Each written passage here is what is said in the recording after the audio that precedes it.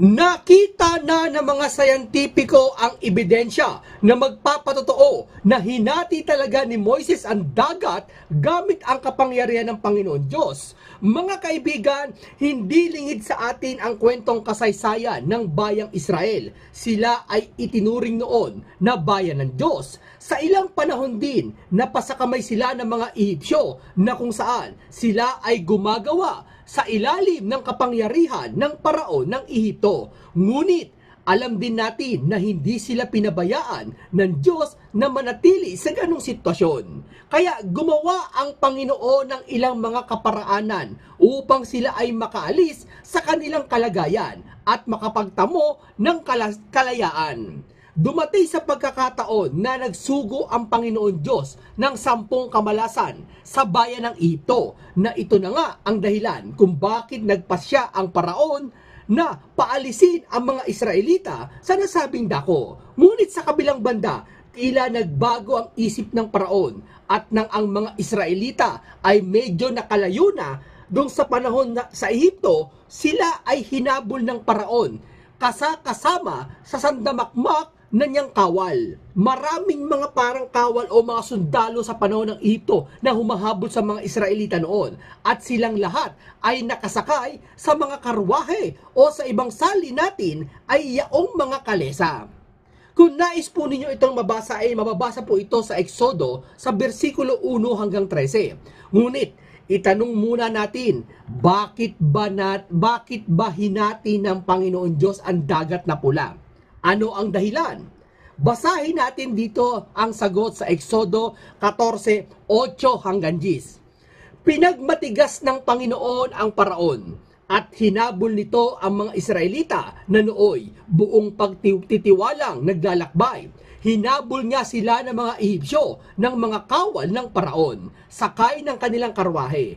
Inabot nila ang mga Israelita sa tabing dagat, malapit sa Pi-hahirot, sa tapat ng Baal-Zephon. Matinding takot ang naramdaman ng mga Israelita nang makita nilang dumarating ang paraon at ang mga Ehipsyo, kaya dumaing sila sa Panginoon. Mga kaibigan, sa puntong iyon, sila nga ay natagpuan ng mga hukbo ng Ehipsyo sa tabing dagat. Kumbaga, na-corner na sila. No? Kaya sa pagkakataon ding iyon, sila ay dumaing kay Moises at sinisi pa ito dahil sa tiyak na kapahamakan na kanilang sasapitin. Dahil na-corner na sila ng Ehipsyo dun sa may dagat alang naman languin nila yung dagat, di ba? Ngunit sabi ni Moises sa mga Israelita, lakasan nila ang kanilang loob dahil huwag matakot at tignan lamang kung paano sila ililigtas ng Panginoon. At ito na nga ang mga sumunod na pangyayari. Basa po ulit tayo dito sa Exodo. Sinabi ng Panginoon kay Moises, bakit mo ako tinatawag? Palakarin mo ang mga Israelita. Itapat mo sa ibabaw ng dagat ang iyong tungkod. Mahahati ang tubig at matutuyo ang lalakaran nyo. Lalo ko pagmamatigasin ang mga Ehipsyo at pasusundan ko kayo sa kanila. Ngunit doon ko sila lilipulin, ang mga Ehipsyo, ang mga kawal at ng paraon, pati ang mga kanilang mga karwahe. No, ipapakita ko sa paraon at sa kanyang hukbo ang aking kapangyarihan. Sa gayon, malalaman ng mga Ehipsyong iyan na ako ang Panginoon. Ngayon, ano ang kinalaman niyan sa ating paksa sa pagkakataong ito? Sabi ko nga sa inyo, magkukwento muna tayo ng kasaysayan para mas maintindihan ng marami ngayong kabataan, lalo na mga Gen Z o yung mga hindi na binabaliwala o yung may mga hindi masyado alam ang kwento sa Biblia.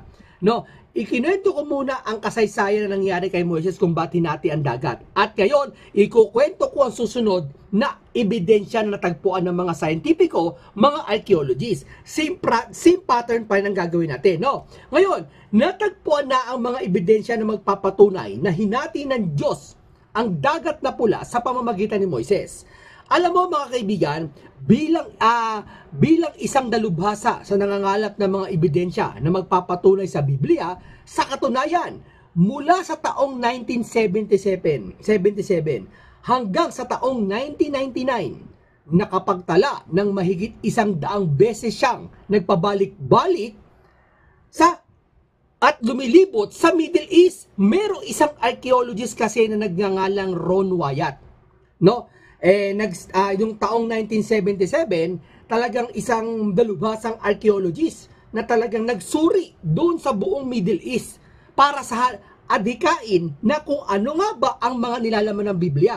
Kumbaga, dito niya ginugol ang buong buhay niya sa paghahanap o kumalap ng mga ebidensya na magpapatunay nga sa hinati yung dagat at sa iba pa. Tuloy natin. At noong taong 1978, mga kaibigan, dito ay nakadiskubre si Ron Wyatt ng mga ebidensya na magpapatunay nga sa ating tinatalakay ngayon. Naniniwala si Ron Wyatt na ang Pi-Hahirot na kung saan inabot ng mga Ehipsyo ang mga Israelita ay ang dakong may pangalang Nueva sa ating panahon ngayon. Nakalagay sa Biblia, Pi-Hahirot. Pero sa panahon natin ngayon, katumbas yung Nuehiba. Sapagkat ang ibig sabihin ng Pi-Hahirot para sa kanya ay Mount of the Whole. At ang katunayan daw niyan ay ang kanyon na makikita sa Nuehiba dahil ito daw ay nasa pagitan ng dagat at kabundukan. Kumbaga yung lokasyon, tinutukoy yan ng Biblia kung saan yung naganap yung paghati. Tuloy natin. Kasama sa kanyang paghahanap ay ang kanyang device, may hawak na device si Ron, na kung tawagin molecular frequency generator. Ito ay ang kanyang ginagamit sa paghahanap ng mga bagay sa ilalim ng karagatan. No? Alam nyo mga kaibigan, sa pagsisid ni Ron Wyatt sa dagat, sa karagatan, na malapit sa Nuehiba, yung tinutukoy ng Biblia, hindi siya nabigo sa kanyang adhikain sapagkat merong siyang mga natagpuan, mga gintong karwahe o kalesa na nakabaon sa ilalim ng dagat. Ang mga nasabing karwahe ay may disenyo na kaparehong-kapareho sa Egyptian design noong 18th dynasty na ang mga panahong ito ay ang panahon nila Moises. Bukod dyan, meron din siyang natagpuan ng mga labi ng mga tao at mga kabayo. At nang kanyang itong isuriin at ipatingin sa mga dalubhasa at mga eksperto, nalaman nila, sa maniwala kayo sa hindi, nagkakaedad na mga ito ng 3,500 years na tugma sa panahon ni Moises. Tapos na yung lugar, tapos na yung panahon na tugma. Dito naman tayo kung bakit sa Biblia. Meron bang talata sa Bible na maaari nating mabasa na magpapatunay naman sa mga nakitang karwahe at iba pang ebidensya sa ilalim ng dagat ni Ron Wyatt, isang archaeologist? Basahin natin sa Exodo 15:26.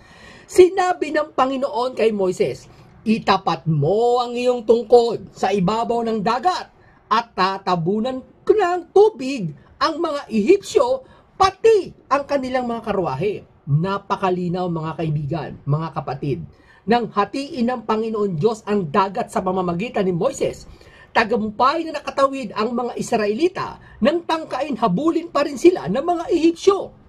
Doon natabunan na sila ng tubig kasama ang kanilang mga karwahe o mga gintong karwahe pa. Ibig sabihin, yung lugar na pinangyarihan, Nuehiba o Pi-Hahirot, ay nakasulat sa Biblia. Pati yung pag-carbon dating test, sinuri ng mga laboratory test kung ilang taon na yung mga labi na natuklasan, tugma sa panahon ni Moises. At maging ang mga karwahe na ito, sinuri nila, tugma pa rin sa panahon ni Moises. Sa madaling sabi nga nila, sa kalagitnaan ng paghuhukay na yon, sa lugar na yon, sino ba naman na ganong 3,500 years na magkakaroon ng karwahe sa gitna ng karagatan? Na ganong karami. May mga ebidensya. Sino magtatangkang na ilaglag yung karwahe doon? Dadaan sila doon? Sino? Maliban kung talagang nangyari yung paghati ng dagat. At ayun na nga ang pinag-uusapan natin ngayon. Nangyari ito. Kaya, tablado ang mga nagsasabi na ang Moises daw ay isang gawa-gawang kwento lang daw. At hindi totoo. Ito daw ay ginaya lang daw sa Epic of Gilgamesh o yung mga sinaunang libro. Nagkamali po. Dahil yung sinasabi sa Biblia ni si Moises, ay nakikita nila ang mga ebidensya ngayon. Natugma. na edad ni Moises. Natitrace nila kung ano edad sa pamamagitan ng mga carbon dating test, mga molecule na malinipis, na yung edad nalalaman nila kung ilan na, tugman-tugma doon sa edad ng panahon nila Moises.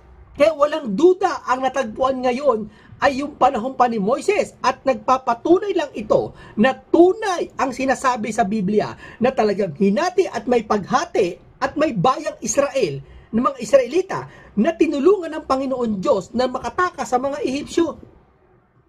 Kung ibig sabihin, kung may panahon pa lang ng Diyos, tinutulungan na niya ang bayan niya, lalo pa kaya ang tunay na bayan ngayon na lumitaw sa bansang Pilipinas, na siyang pinaniniwalaan niya ng mga iglesia ni Kristo, na siya din tunay sa panahon natin ngayon, maging doon sa panahon ng una at ang ngayon. No, maraming salamat po sa inyo sa mga nakikinig. Ito po ay isang hindi lang basta kwento o hindi lang basta history. Ito ay may patunay, may ebidensya. May patunay sa Biblia, hindi galing sa akin. May patunay sa mga archaeologists, hindi galing sa akin. May patunay sa mga ebidensya, hindi rin galing sa akin. At may patunay sa mga kasaysayan, hindi rin galing sa akin. Ang sa akin lang, mga impormasyon na pinagsama-sama ko at ibinahagi ko sa inyo at ikinuwento ko sa inyo. Kaya walang duda, ang lahat ng ito ay tunay, dumaan sa mga matitinding pag-aaral. O maraming salamat po sa inyong lahat.